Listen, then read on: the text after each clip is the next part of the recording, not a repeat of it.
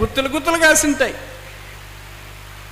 ప్రేమ, సంతోషం, సమాధానం మాత్రం ఎక్కడో అరాకొర ఇట్లా రాత్రిపూట మిణగురు పురుగు అంటారే అట్లా కనిపిస్తుంటుంది.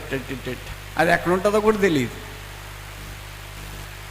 ఇవి మాత్రం గుత్తులు గుత్తులు కాస్తాయి. పగ, ద్వేషము, కుళ్ళు, కుతంత్రము, శరీరము, నష్టం కలిగించేది, శాపము, స్వప్రయోజనం, ఇవన్నీ గుత్తలు గుత్తలు. బద్వేలు బెతెస్తా అంతా అవే ఇవే. ఆత్మఫలమా శరీర ఫలమా?